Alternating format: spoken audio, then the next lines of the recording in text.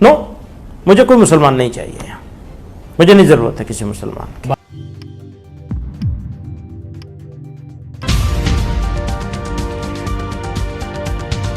अस्सलाम वालेकुम, आदाब दोस्तों, मैं हूं शम्स सईद और आप देख रहे हैं हर खबर आप तक। दोस्तों, जो खबर आज आपसे साझा करने वाला हूं और शेयर करने वाला हूं वो आप लोगों के सामने हाजिर कर देता हूं। दरअसल आपको बता दें कि जब से जमीयत उलमा हिंद के सदर मौलाना महमूद मदनी ने एक बयान दिया था असदुद्दीन ओवैसी को लेकर कि उनके साथ जो भीड़ जमा होती है वो पागल हैं और उन्होंने NRC और दीगर चीज़ों की जो मोदी सरकार के कुछ बिल और कानून हैं उनकी जब से हिमायत की है, तब से लेकर अब तक उनके ताल्लुक़ से जो विवाद है वो थमने का नाम नहीं ले रहा है। कुछ लोग हैं जो उनकी हिमायत में उतरे हुए हैं और कुछ लोग हैं जो ज़्यादातर लोग हैं और यहाँ तक कि उलमा का भी अक्सर हिस्सा उनकी मुखालिफत में बयान दे रहा है। जब से दारुल देवबंद से, उसके बाद दारुल देवबंद से जब उनके ख़िलाफ़ नाइत्तिफ़ाक़ी का इजहार राय मुफ्ती अबुल क़ासिम नौमानी ने जारी की है, तब से लेकर उलमा का जो एक तबका है जो खुले तौर पर उनके ख़िलाफ़ बोलना शुरू कर दिया है। आपको बता दें दोस्तों, अब उनके जो पुराने बयानात हैं और पुराने जो वायरल स्पीचेस हैं, बयान हैं, वीडियो क्लिप्स हैं, वो निकल कर सामने आ रही है। लोग उनको खोज कर और निकाल कर सामने आ रहे हैं। अभी उनके एक बयान सोशल मीडिया पर वायरल हो रहा है जिसके ताल्लुक से उन्होंने साफ तौर पर क्या कुछ कहा है और किन अल्फाजों में इस तमाम तर चीज़ों को कहा है। आप ज़रा वो वीडियो सुनिएगा और समझिएगा, फिर उसके बारे में हम आपको बात करते हैं। फिर इसका दो तरफा बयान दिखाएंगे आपको। एक तो ये बयान है और एक और बयान है कि देखिए किस तरह से एक ही आदमी की दो राय हैं और वो तमाम आपके सामने पेश करेंगे। लेकिन उससे पहले आप ये वाला बयान सुनिएगा इनका, उसके बाद इनका दूसरा बयान आपको सुनाएंगे। मुल्कों में रहने वाले गैर मुस्लिम अगर अपने आप को अनसेफ महसूस कर रहे हैं और वो इंडिया में आना चाहते हैं तो इंडिया को उन्हें अपनी सिटीजनशिप का उनके लिए खोलना चाहिए, वेलकम करना चाहिए, उनको देना चाहिए। असल इशारा जो है वो सिटीजनशिप अमेंडमेंट बिल जो आया है उसको लेकर के है। उसमें ठीक है, मुझे उसके ऊपर कोई बहुत ज़्यादा एतराज़ नहीं नज़र आता है। मुझे ज़ाती तौर पर, हमारे बहुत सारे भाइयों को है इस पर एतराज़, लेकिन मुझे बहुत ज़्यादा एतराज़ नहीं नज़र आता है अगर चंद लाख या 20 लाख 30 लाख 50 लाख लोग पड़ोस के मुल्कों से यहाँ आ जाएं और उनको वो कर लिया जाए तो कोई हर्ज नहीं है। लेकिन अगर कोई मुसलमान यहाँ है तो क्यों आएगा? अपना मुल्क छोड़कर मुसलमान अपने मुल्क का छोड़कर यहाँ मेरे यहाँ क्यों आएंगे? नो, मुझे कोई मुसलमान नहीं चाहिए यहाँ, मुझे नहीं ज़रूरत है किसी मुसलमान की। बाहर से कोई नहीं आना चाहिए, बिल्कुल नहीं आना चाहिए। बल्कि कोई मुसलमान अगर इस तरह से घुसपैठिया बन करके यहाँ आए तो हमें और आपको सबको मिलकर के उसे निकालना चाहिए। क्यों? यह अपनी सोच को हमें बदलना है, इस तरह हिंदू मुसलमान में नहीं बांटना है। पर मुसलमान क्यों आएगा मुसलमान मुल्क छोड़ करके? भाई मुस्लिम अक्सरियती मुल्क है ना, बांग्लादेश है, पाकिस्तान है, अफगानिस्तान है, वहां से कोई मुसलमान क्यों आएगा?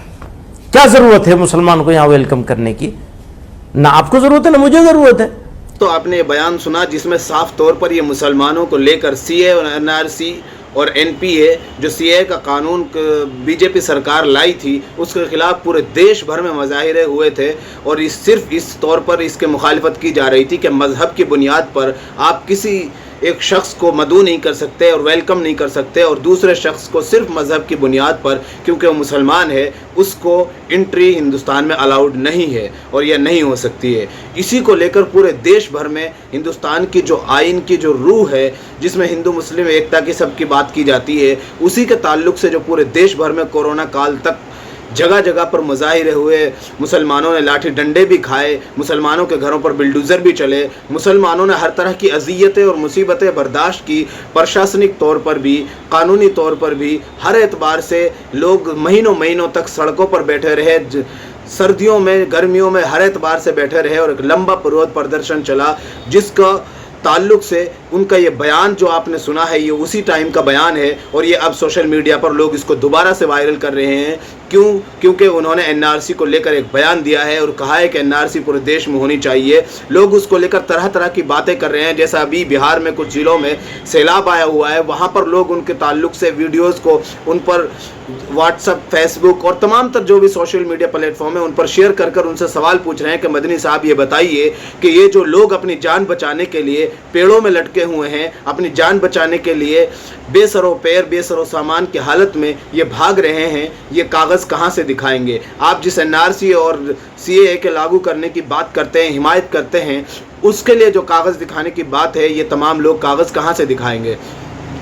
दोस्तों, ये तो हुई वो क्लिप जो अभी आपको दिखाई, जिसमें वो सीए एनआरसी की हिमायत करते हुए नज़र आते हैं, वो देखिए आपने। अभी जो आपको वीडियो दिखाया, इसमें साफ तौर पर ये कह रहे हैं कि हिंदू और दूसरे जो भी सिख है, जैन समाज है और बुद्ध है, मुसलमानों के अलावा जो भी कोई समाज है या कोई भी जाति है, वो हिंदुस्तान में आ सकती है। सीएए में एक जो प्रावधान किया गया था, उसका ये वेलकम करते हुए नज़र आते हैं और साफ तौर पर कहते हैं कि मैं मुसलमानों का वेलकम हरगिज़ नहीं करूँगा। मुसलमान क्यों आएंगे? आना ना आना एक अलग चीज़ है। हिंदुस्तान का आईन है जो इस बात को कहता है कि धर्म की बुनियाद पर कोई कानून नहीं बनाया जा सकता। उसके ताल्लुक से लेकर उसी को बुनियाद बनाकर पूरे देश में ये मुजाहिरे हुए थे। अब आपको इनका एक छोटा सा बयान और सुना देता हूँ, जिसमें ये साफ तौर पर ये कहते हुए दिखाई दे रहे हैं कि हम इसकी मुखालिफत करते हैं।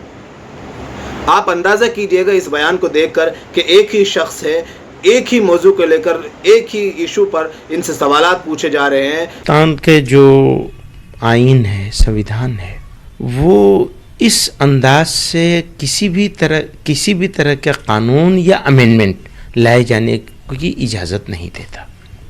ये मज़हब की बुनियाद पर रोका जाना आदमी को, कम्युनिटी को, ग्रुप को, ये भारत के संविधान के और भारत के रूह के, आत्मा के खिलाफ है। मैं सिर्फ ये बात कहना चाहता हूँ, प्रॉब्लम कहाँ से हुई है? प्रॉब्लम हुई है इस बात से कि आप इसको इस तरह प्रेजेंट कर रहे हैं कि ये भारत की जो रूह है, भारत की जो भारतीयता है, वो टूट रही है। तो मेरा कहना यह है कि आपने ये एक्सक्लूजन क्यों किया है? क्या जरूरत थी इस एक्सक्लूजन की? एक बात। दूसरी बात यह है कि आप जिस तरह एनआरसी की बात कर रहे हैं, तो क्लियर करिए ना, लाइए ना, हम उसको भी वेलकम करेंगे अगर सही चीज़ होगी, और अगर सही चीज़ नहीं होगी उसका विरोध किया जाएगा और डट के किया जाएगा, पीछे नहीं हटेंगे इससे। बिल्कुल सर्वसम्मति के साथ ये रेजोल्यूशन पास हुआ है कि हम रिजेक्ट करते हैं एनपीआर को, ये नॉन कोऑपरेशन मूवमेंट की तरह चलाया जाए। फिलहाल इन तस्वीरों में इतना ही दोस्तों। आगे फिर मुलाकात होगी आपसे किसी ऐसी खबर के साथ। तब तक के लिए जय हिंद, धन्यवाद।